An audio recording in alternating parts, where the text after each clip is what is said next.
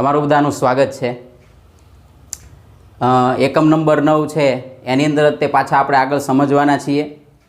One અને વન્યજીવ સંસાધન આજે ખૂબ જ મહત્ત્વનો મુદ્દો લેવાનો છે, નકશાલક્ષી પણ છે, એટલે ખાસ ધ્યાન આપવું અને માર્ક ઓછા આવે છે એ સંદર્ભે પણ તમને ટકોર કરવાની કે માર્ક છે એ થોડાક પૂરા લાવો।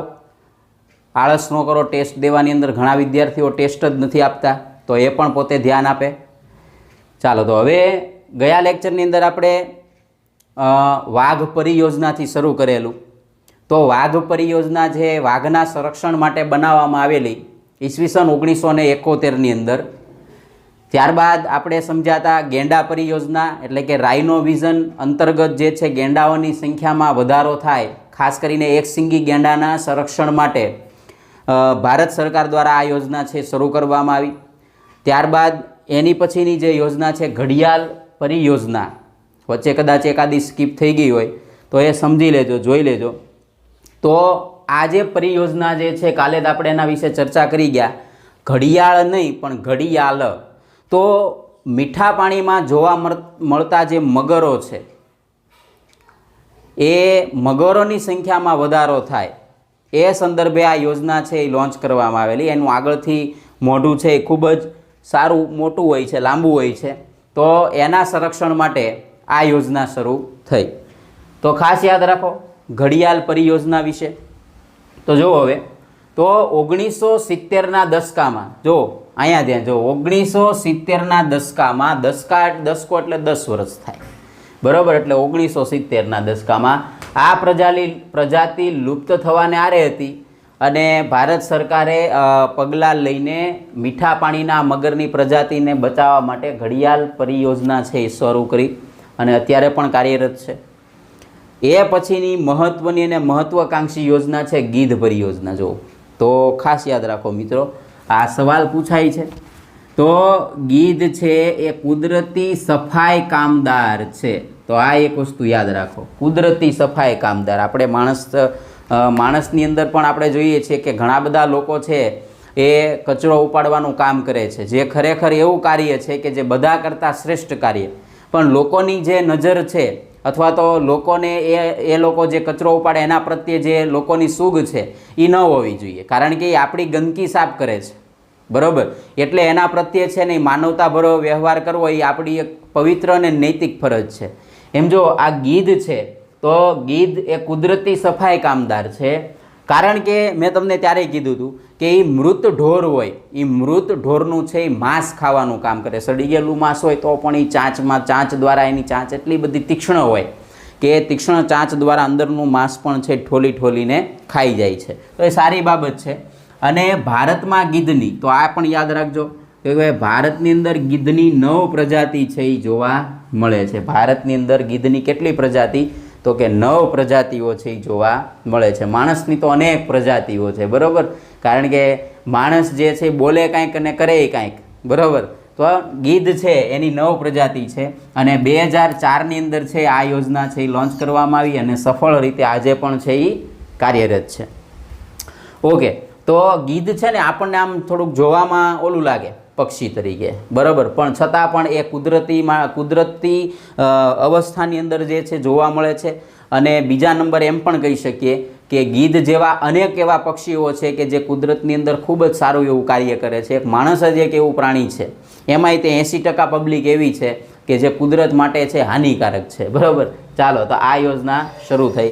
એની પછીની જે મહત્વાકાંક્ષી યોજના છે એ છે હિમદીપડા પરિયોજના। હવે જો હિમદીપડા એવું શા માટે કહેવાય? તો કે ભાઈ એક તો પહેલી વસ્તુ જુઓ કે હિમાલયમાં 3000 મીટરની ઊંચાઈએ, 3000 મીટરની ઊંચાઈએ આ છે એ પ્રાણી જોવા મળે છે અને એ બરફમાં રહે છે, બરાબર, બરફમાં રહે છે, એટલે સ્થાનિક લોકો જે છે એને હિમદીપડા તરીકે ઓળખે અને લોકોમાં એના પ્રત્યે થોડીક જાગૃતિ વધે, એને બચાવવાના કાર્યની અંદર લોકો પણ થોડોક પ્રયાસ કરે, એ હેતુથી આ યોજના છે શરૂ કરવામાં આવી। ઈસવીસન 2000ની સાલની અંદર આ યોજના છે એ શરૂ થઈ અને એના સંરક્ષણ અને સંવર્ધન માટે છે એ સરકાર પ્રયત્ન કરી રહી છે. લોકો પણ એની સાથે જોડાય એ પણ આનો એક હેતુ છે. આ સિવાય ઘણી બધી પરિયોજના છે, જેમ કે લાલ પાંડા પરિયોજના છે, પછી એવી જ રીતે જે છે હરણ માટેની પણ એક પરિયોજના છે, થામીલ યોજના છે હરણ માટે. તો આ બધી જે યોજનાઓ છે, એવી રીતે ગંગે ડોલ્ફિન માટેની યોજના છે કે ડોલ્ફિનને બચાવવા માટે ગંગા શુદ્ધિકરણ, બરાબર. પણ મેં તમને કીધું એમ કે શુદ્ધિકરણ નદીઓનું કરવાથી કામ પૂરું નહીં થાય. હંમેશા એક વસ્તુ યાદ રાખજો કે માણસે પહેલાં આંતરિક રીતે શુદ્ધ થવું પડશે, એના વિચારોની અંદર પરિવર્તન લાવવું પડશે, તો એ શક્ય છે કે તો આપણે પ્રાણીઓનું સંવર્ધન કરી શકીએ, પ્રાણીઓને આપણે બચાવી શકીએ, બરાબર. તો પહેલી વસ્તુ હું તમને મિત્રો કહું કે પ્રાણીઓને બચાવવા માટેનું પહેલું આપણું કાર્ય એ છે કે કોઈ પણ જ્યારે તમે જંગલ વિસ્તારમાં જાઓ છો તો ત્યાં શક્ય હોય ત્યાં સુધી પ્લાસ્ટિકનો કચરો ન ફેંકો. ફેંકવાનો થાય તો એ પ્લાસ્ટિકના કચરાને ડસ્ટબિનમાં જ નાખો. અને હું તો એવું માનું છું કે જેટલો પ્લાસ્ટિકનો ઓછો ઉપયોગ કરશો એટલા પ્રાણીઓ પણ બચી શકશે અને માનવજાત પણ બચી શકશે. તો આ હેતુથી પહેલો એક આ સંદેશ છે કે પ્લાસ્ટિકનો શક્ય એટલો ઉપયોગ ઓછો કરો. થેલી લઈને જાઓ, એમાં શરમ રાખવાની જરૂર નથી. ઘણા બધાને શરમ બહુ લાગે છે પાછી, બરાબર, એટલે એવું રાખવાની જરૂર નથી. ચાલો, તો હવે આપણો એક નવો જ ટૉપિક શરૂ કરવાનો છે. અહીંયા તમે નકશો જોઈ રહ્યા છો, બરાબર. 3 બાબતો ખાસ શીખવાની છે આપણે, એની પર આપણું ધ્યાન હવે કેન્દ્રિત કરીએ.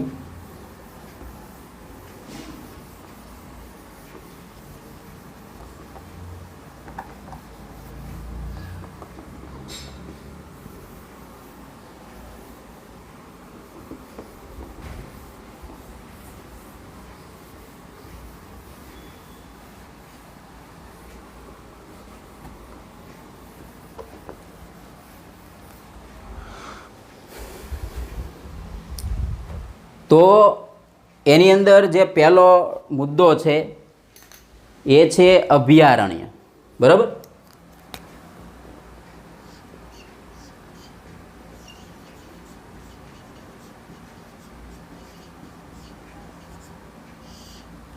જુઓ તમે, સરકારશ્રી અને લોકોના જે પ્રયત્નો છે કે જે લોકોને પ્રાણીઓ પ્રત્યે થોડી ઘણી પણ લાગણીઓ છે, અથવા તો એમ કહી શકીએ કે એનું હૃદય એના માટે ધબકે છે, તો સમ્રાટ અશોકના સમયગાળા દરમિયાન તે સર્વપ્રથમ સમ્રાટ અશોકને પણ એવો વિચાર આવ્યો કે ભાઈ એણે જે છે એ જૈન ધર્મનો અંગીકાર કર્યો.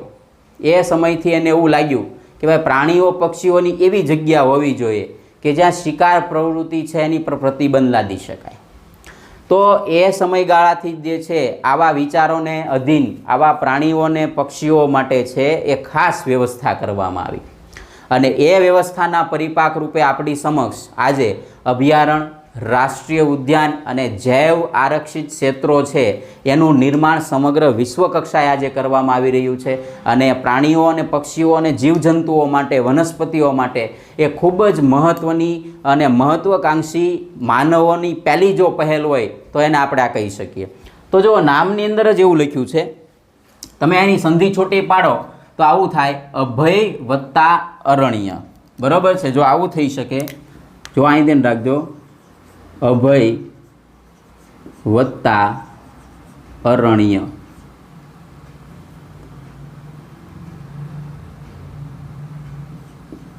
અભય વત્તા અરણ્ય. અભય એટલે કે જ્યાં કોઈને ડર નથી, જ્યાં કોઈની બીક નથી એવું. અને અરણ્ય અથવા આરણ્ય આપણે કહીએ તો એનો મતલબ થાય જંગલ, બીક વગરનું જંગલ, જ્યાં એને કોઈની ડર નથી રાખવાની જરૂર, બરાબર. એ મુક્ત મને વિચરી શકે એવી એક વ્યવસ્થા, એવી એક જગ્યા અથવા એવું એક ક્ષેત્ર. તો એને આપણે શું કહેશું? તો કે એને અભયારણ્ય તરીકે છે ઓળખવામાં આવે છે, બરાબર. ચાલો હવે ખાસ યાદ રાખજો, પહેલી વસ્તુ જો અહીંયા આપણે એને શીખતા જવાનું છે, સાથે સાથે પછી હું નકશામાં એની જે વ્યવસ્થિત જગ્યા છે, કારણ કે પાઠ્યપુસ્તકની અંદર તમને થોડીક તકલીફ પડશે, એની અંદર બરોબર ક્યાંક આપ્યું નથી અથવા તો ક્યારેક વધારે આપેલું છે. તો આપણે બધા અભયારણ્યો જે નકશાની અંદર છે એ આપણા નકશાની અંદર જ આપણે પાછા મૂકતા જઈશું. અને હું એનું રાજ્ય પણ કહેતો જઈશ કે આ રાજ્યની અંદર આ છે આવેલું છે, બરાબર. તો અહીંયા ધ્યાન રાખજો, પહેલી વસ્તુ અભયારણ્યનો અર્થ ખબર હોવો જોઈએ. તો જો અહીંયા, તો એનો અર્થ એવો થાય, ખાસ ખબર હોવી જોઈએ, કારણ કે આની તમને વ્યાખ્યા પણ પૂછી શકે અથવા તો એમ કહી શકીએ કે ભાઈ શું હોવું જોઈએ. તો યાદ રાખો કે કોઈ એક વિશેષ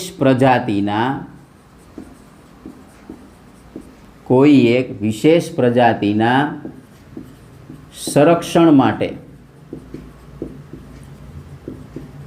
અભયારણ્યની સ્થાપના કરવામાં આવે છે। બરાબર, આ એનો પહેલો પોઈન્ટ થયો। બીજું, આની સ્થાપના ખાસ યાદ રાખજો, આની સ્થાપના કોના દ્વારા કરવામાં આવે? તો આની સ્થાપના રાજ્ય સરકાર, જો આ ખાસ પૂછા છે, આની સ્થાપના રાજ્ય સરકાર દ્વારા કરવામાં આવે છે। બરાબર, તો આ યાદ રાખવાનું છે કે આની જે સ્થાપના છે એ રાજ્ય સરકાર દ્વારા કરવામાં આવે છે। તો આ પહેલો આપણો પોઈન્ટ થઈ ગયો। અને જો કોઈ એક વિશેષ પ્રજાતિ, હવે કોઈ એક વિશેષ પ્રજાતિ એટલે એ પ્રજાતિ તો હોય તે, ચલો વિચારો કે ભાઈ વાઘ માટે છે એ અભયારણ્ય બનાવવામાં આવ્યું તો એ વાઘ ઉપર વધારે ધ્યાન કેન્દ્રિત હશે એનું, સમજો। પણ એનો મતલબ એવો નથી કે ત્યાં બીજા કોઈ પ્રાણીઓ નહીં હોય, બીજા કોઈ જીવજંતુ હોય, એવું નથી। એટલે આ એક માન્યતા છે ઘણા લોકોની, એ દૂર કરવી જોઈએ અથવા તો દૂર થવી જ જોઈએ। હવે તો અહીંયા આપણને એવું કહેવામાં આવે કે વિશેષ પ્રજાતિ 100%, પણ એવું જરૂર નથી કે અહીંયા બીજા પ્રાણીઓ કે પક્ષીઓ નહીં આવી શકે, એને કોઈ બંધન છે નહીં। બંધનો ફક્ત માનવ માટે છે આ દુનિયામાં। બરાબર, તો જો કે કોઈ એક વિશેષ પ્રજાતિના સંરક્ષણ માટે અભયારણ્યની સ્થાપના કરવામાં આવે, અને કોના દ્વારા કરવામાં આવશે? તો કે ભાઈ રાજ્ય સરકાર દ્વારા છે એની સ્થાપના કરવામાં આવે। હવે આની થોડીક વિશેષતાઓ છે। તો પહેલી વિશેષતા જુઓ કે ચોક્કસ મર્યાદામાં માનવ પ્રવૃત્તિને અનુમતિ, ચોક્કસ મર્યાદામાં માનવ પ્રવૃત્તિને અનુમતિ આપવામાં આવે છે। બરાબર, ચોક્કસ મર્યાદામાં તે પાલતુ પ્રાણીઓને જે છે સંબંધિત અધિકારી હોય, એના પાલતુ પ્રાણી છે તો પાલતુ પ્રાણીઓની અંદર સંબંધિત જે અધિકારી છે ત્યાંના એની પાસેથી રજા લઈને અથવા તો અનુમતિ બાદ જ તેને ચરાવવાની છૂટ આપવામાં આવે છે। એવું જરૂરી નથી કે એ છૂટ આપે જ તે, બરાબર, પણ માનવ પ્રવૃત્તિને છે ચોક્કસ મર્યાદામાં રહીને એને અનુમતિ છે એ આપવામાં આવે છે। તો આ વસ્તુ થઈ અભયારણ્યની। જો યાદ રાખજો રાજ્ય સરકાર દ્વારા છે એ આની પરમિશન આપવામાં આવે છે, તો એ પણ ખાસ યાદ રાખવાનું છે। ચાલો હવે એની પછી આગળ જોઈએ। તો હવે જો તો અભયારણ્ય છે, બરાબર, તો અહીંના હારે જ આપણે પાકું કરી નાખવાનું કે ભારતની અંદર બરાબર, તો ભારતની અંદર અભયારણ્યની સંખ્યા ટોટલ છે 531, અને આ સંખ્યા જો ગુજરાતમાં જોવા જઈએ તો ગુજરાતની અંદર કેટલી છે? તો કે ભાઈ 23 છે, યાદ રાખજો। એટલે જો અહીંયા હું તમને એક હજી કહી દઉં કે સમગ્ર ભારતના જો ગણવામાં આવે તો 531 થાય, એમ અલગ અલગ રાજ્યની અંદર આવેલા, તેમાંથી ગુજરાતના કેટલા છે? 23। એ આંકડો, આ જે આંકડો છે એ આમાં પાછો છે જ તે ટોટલ છે, પણ ગુજરાતની અંદર તમને પૂછે કે કુલ અભયારણ્યોની સંખ્યા કેટલી, તો કેટલી આવશે? 23 આવશે। હવે જો સરળતા હજી કરી દો, અહીંયા 531 છે, બરાબર, તો આ 3 તો અહીંયા છે, ત્યાં તમારે 2 1 યાદ રાખવાના છે, તમને કન્ફ્યુઝન ન થાય એટલા માટે। અથવા તો આપણે ઘડિયાળ 24 કલાકનો સમય બતાવે, એમાંથી એક ઓછું, અશોક ચક્રની અંદર આરા કેટલા હોય? 24માંથી એક ઓછું, ગુજરાતમાં આટલા છે, એ અભયારણ્ય આવેલા છે, એમ યાદ રાખવાનું, બરાબર। તો આટલી વસ્તુ થઈ ગઈ। હવે 23 અભયારણ્ય ક્યાં ક્યાં આવેલા છે એ તમને પૂછશે નહીં, જે મહત્વના હોય એ પૂછશે, બરાબર। ચાલો તો આ વાત થઈ છે નહીં, તો કે ભાઈ અભયારણ્યની। એની પછીનો ટોપિક જોઈએ, તો એની પછી જે આવશે એ છે રાષ્ટ્રીય ઉદ્યાન। રાષ્ટ્રીય ઉદ્યાન, આને આપણે અંગ્રેજીમાં કહીશું નેશનલ પાર્ક, બરાબર, નેશનલ પાર્ક, ઓકે। હવે જો જે રાષ્ટ્રીય ઉદ્યાન છે એની થોડીક હકીકતો અલગ છે આના કરતાં, પણ કામ તો એક જ છે, બરાબર। તો જુઓ, એકથી વધારે એકથી વધારે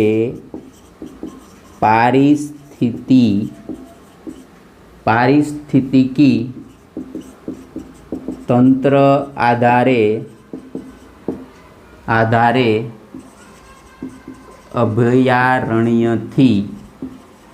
અભયારણ્યથી વધારે સંરક્ષિત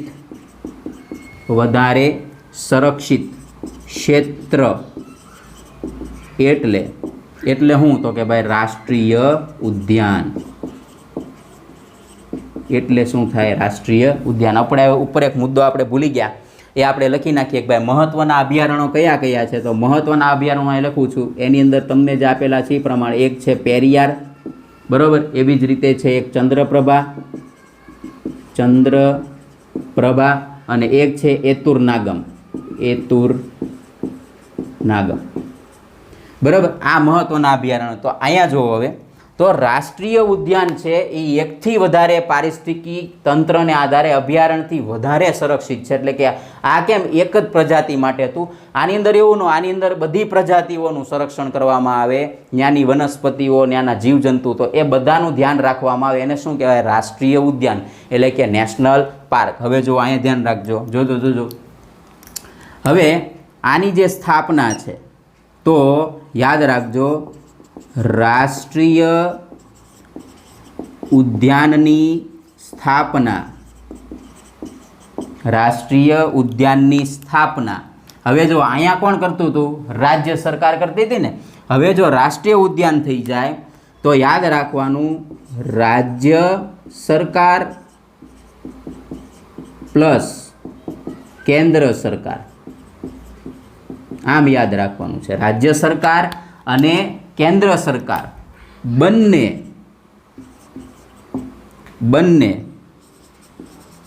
મળીને આની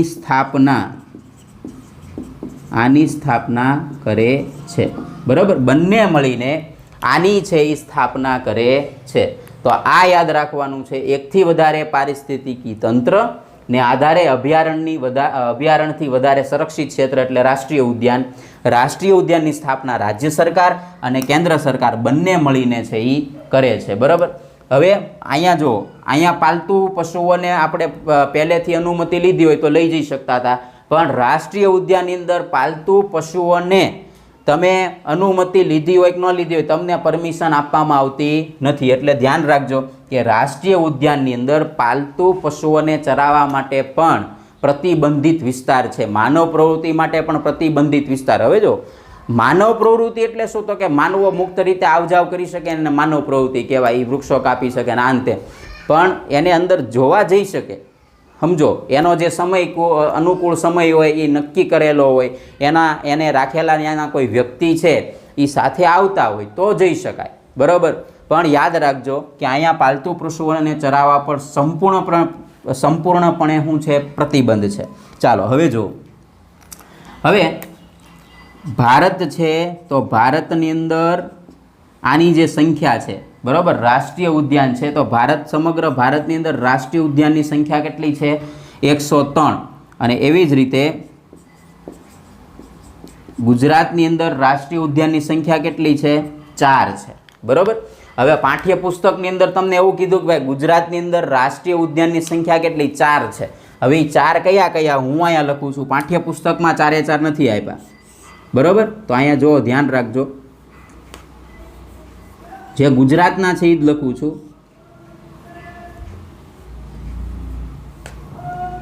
તો ગુજરાતના જે છે એમાં પહેલું છે એ બધાને ખબર છે, ગીર રાષ્ટ્રીય ઉદ્યાન, આ પહેલું. પછી બીજું છે દરિયાઈ રાષ્ટ્રીય ઉદ્યાન, બરાબર. એની પછી જે ત્રીજું છે એ છે વાસંદા રાષ્ટ્રીય ઉદ્યાન, અને છેલ્લું અને ચોથું છે એ છે વેળાવદર રાષ્ટ્રીય ઉદ્યાન. તો વેળાવદર એટલે ભાવનગર જિલ્લો થઈ ગયો, વાસંદા એટલે નવસારી જિલ્લો થઈ ગયો, દરિયાઈ રાષ્ટ્રીય ઉદ્યાન એક્ઝેક્ટ અહીંયા આવશે, અને ગીર રાષ્ટ્રીય ઉદ્યાન એટલે કે ગીર સોમનાથ જિલ્લો. બરોબર, તો આ જિલ્લા પ્રમાણે આપણે વેચી દીધા. પણ ગુજરાતમાં 4 છે, આ પૂછશે તમને. બરોબર, જો પહેલું યાદ રાખો, ગીર રાષ્ટ્રીય ઉદ્યાન, વેળાવદર રાષ્ટ્રીય ઉદ્યાન, દરિયાઈ રાષ્ટ્રીય ઉદ્યાન અને વાસંદા રાષ્ટ્રીય ઉદ્યાન. બરોબર, ચાલો હવે જો, હવે આણે જે આપેલા છે ગીર, હવે પહેલાં આ 4 છે એ આપણે દર્શાવી દઈએ. અહીંયા ને આપણે બ્લુ રંગથી આપણે દર્શાવશું, એટલે કે રાષ્ટ્રીય ઉદ્યાન છે. તો જો અહીંયા છે ને, અહીંયા આ આવશે ગીર રાષ્ટ્રીય ઉદ્યાન.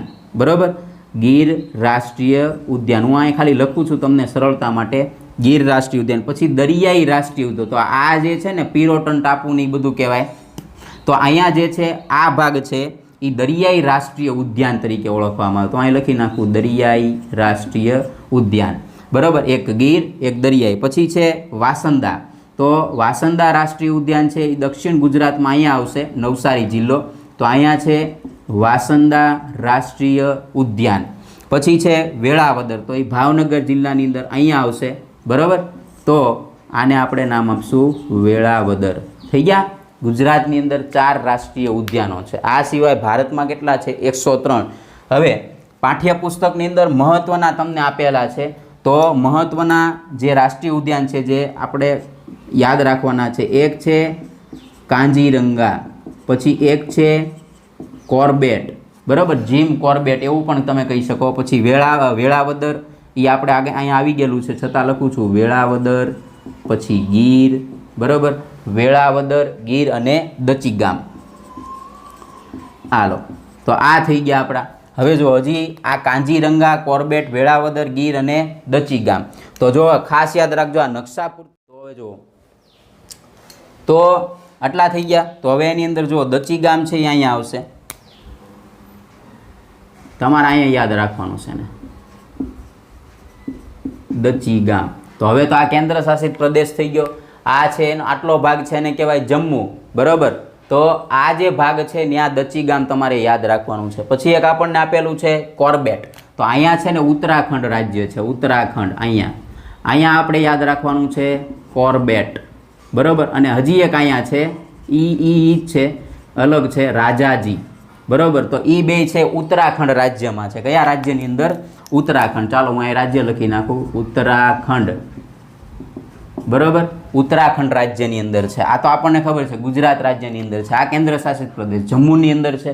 બરાબર, આ આઈનપાનો ભાગ છે ને આપણે કહેશું લદ્દાખ. બરાબર, તો 2 કેન્દ્ર શાસિત પ્રદેશો છે. ચાલો, હવે આટલા થઈ ગયા આપણે. તો કે આના મોટા ભાગના બધા આવી ગયા, કાંજીરંગા, કોર્બેટ, વેળાવદર, ગીર અને દચીગામ. બરાબર, ચાલો હવે એનાથી આપણે થોડાક આગળ હાલીએ. હવે જૈવ આરક્ષિત ક્ષેત્રનો મુદ્દો શરૂ કરીએ આપણે. બરાબર, તો જૈવ આરક્ષિત ક્ષેત્ર કોને કહેવાય એની ચર્ચા આપણે કરીએ.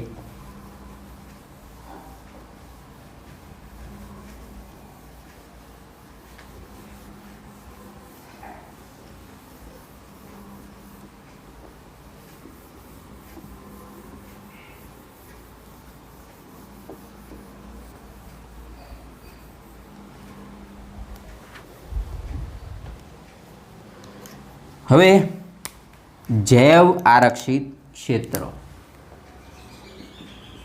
જૈવ આરક્ષિત ક્ષેત્ર. ચાલો હવે ધ્યાન રાખજો મિત્રો. હવે જૈવ આરક્ષિત ક્ષેત્ર છે એનો પહેલો અર્થ આપણને ખબર હોવો જોઈએ. બધા કરતાં તદ્દન અલગ છે. તો તે ક્ષેત્રમાં થતી તમામ વનસ્પતિ, આ પહેલું થઈ ગયું. તો એ ક્ષેત્રમાં થતી તમામ વનસ્પતિ, જીવજંતુઓ, ત્યાંની જમીન પર રહેતા માનવ સમુદાય અને તેની સંસ્કૃતિ તમામનું સંવર્ધન કરવામાં આવે છે, બરાબર. તમામનું સંવર્ધન છે એ કરવામાં આવે. હવે યાદ રાખવાની અંદર આમાં કોઈ પણ પ્રકારની માનવ પ્રવૃત્તિની અનુમતિ નથી, પશુચરણની અનુમતિ નથી. આપણે ઓલામાં રાષ્ટ્રીય ઉદ્યાનની જેમ જ છે. હવે આની જે સ્થાપના છે એટલે કે તો યાદ રાખો, જૈવ આરક્ષિત ક્ષેત્રની સ્થાપના, જૈવ આરક્ષિત ક્ષેત્રની સ્થાપના કોના દ્વારા થાય? તો ધ્યાન રાખજો, આંતરરાષ્ટ્રીય નિયમો, બરોબર, આંતરરાષ્ટ્રીય નિયમોને આધારિત, આંતરરાષ્ટ્રીય નિયમોને આધારિત આની સ્થાપના છે કરવામાં આવે છે. એટલે કે આંતરરાષ્ટ્રીય નિયમો કે માપદંડોને આધારિત થાય, બરોબર. હવે જો, હવે ભારતની અંદર જૈવ આરક્ષિત ક્ષેત્રો ટોટલ કે તો કેટલા છે? 18.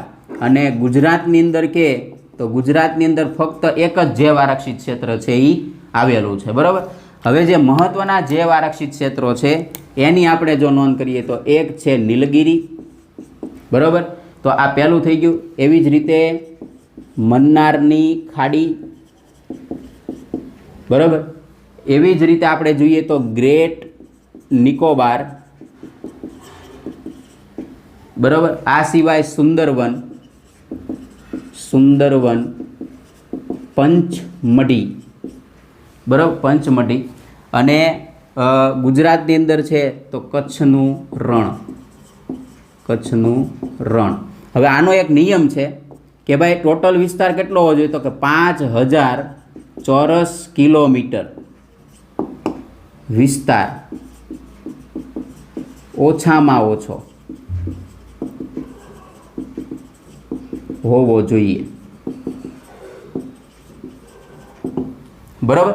કેટલા કિલોમીટર? તો કે ભાઈ 5000 ચોરસ કિલોમીટર વિસ્તાર ઓછામાં ઓછો હોવો જોઈએ. તો આ રીતે જે છે જૈવ આરક્ષિત ક્ષેત્રની સ્થાપના થાય ગુજરાતની અંદર કચ્છના રણને 2008ની અંદર, બરાબર. જુઓ અહીંયા, હવે આને આપણે જૈવ આરક્ષિત ક્ષેત્ર તરીકે બતાવીએ તો જુઓ, આ જે છે ને ભાગ કચ્છનું રણ, તો આ આપણું શું થઈ ગયું? જૈવ આરક્ષિત ક્ષેત્ર છે કચ્છનું રણ, બરાબર. અને કઈ સાલની અંદર આપ્યું? તો કે ભાઈ 2008ની સાલ. આ યાદ રાખજો, જૈવ આરક્ષિત ક્ષેત્ર કચ્છનું રણ 2008. ગુજરાતમાં એક જ જૈવ આરક્ષિત ક્ષેત્ર છે. સમગ્ર ભારતની અંદર કેટલા છે? તો કે ભાઈ 18 જૈવ આરક્ષિત ક્ષેત્રો છે એ આવેલા છે, બરાબર. હાલો, હવે આપણે આગળ ચાલીએ એનાથી થોડાક. તો રાષ્ટ્રીય ઉદ્યાનો જે છે આપણે લખી નાખ્યા. આ સિવાય તમને જે પૂછાતા એવા રાષ્ટ્રીય ઉદ્યાનની વાત કરીએ તો આપણે એને બ્લુ રંગથી જ લખીએ. રાષ્ટ્રીય ઉદ્યાનની અંદર એક આવશે રણથંભોર, બરાબર. આ રણથંભોર રાષ્ટ્રીય ઉદ્યાન છે, રાજસ્થાનની અંદર છે, તો એ યાદ રાખવાનું. તો આ જે મહત્વના જૈવ આરક્ષિત ક્ષેત્રો છે, રાષ્ટ્રીય ઉદ્યાનો છે, આપણે જોયા. પછી એવી જ રીતે રાજસ્થાનની અંદર કેવલાદેવ ઘાના, બરાબર, એ અહીંયા જ આવશે, કેવલાદેવ, બરાબર. એ પણ શેની અંદર આવશે? તો કે ભાઈ એ પણ રાજસ્થાન રાજ્યની અંદર છે એ આવશે, બરાબર. એવી જ રીતે અહીંયા આપણે લખ્યું છે સુંદરવન, તો સુંદરવન એક્ઝેક્ટ અહીંયા આવશે સુંદરવન, બરાબર. તો આ સુંદરવન છે. તો આ જે છે આનું મટીરિયલ પણ તમને પાછું મળી જશે કે નકશાની અંદર વ્યવસ્થિત રીતે બતાવેલું હોય, કારણ કે આપણી પાસે સમયની થોડીક ઓલી છે, કારણ કે પૂરો સમય આપણો થવા આવ્યો છે 30 મિનિટનો. તો સુંદરવનને આ બધા જે છે એ રાષ્ટ્રીય ઉદ્યાનો, જૈવ આરક્ષિત ક્ષેત્રો અને અભયારણ્યો છે. એવી રીતે સિમ્પલીપાલ છે, એવી જ રીતે ગિંડી છે, એવી જ રીતે વેદાંત થાંગલ છે, બરાબર. તો આ બધા જે ક્ષેત્રો છે, મન્નારની ખાડી એક્ઝેક્ટ અહીંયા આવશે, મન્નારની ખાડી. પછી ગ્રેટ નિકોબાર, બરાબર. તો તમે બધા જાણો છો કે આ બધો જે ભાગ છે એને અંદમાન નિકોબાર કહેવાય. એની જે દક્ષિણનો ભાગ છે, બરાબર, દક્ષિણનો ભાગ છે એના એ ભાગને આપણે કહેશું ગ્રેટ નિકોબાર. તો એ ગ્રેટ નિકોબાર જે છે એ શું છે આપણું? તો કે ભાઈ જૈવ આરક્ષિત ક્ષેત્ર તરીકે એને જાહેર કરવામાં આવેલું છે, બરાબર. તો આટલી વસ્તુ રાખીએ છીએ. હવે પાછા નવા પાઠ સાથે, નવા એકમ સાથે મળશું. લેક્ચરને ખાસ પૂરો જોજો. જે કાંઈ પ્રશ્નો થાય પાછા સંદર્ભે જણાવજો. આપ સૌનો ખૂબ ખૂબ આભાર.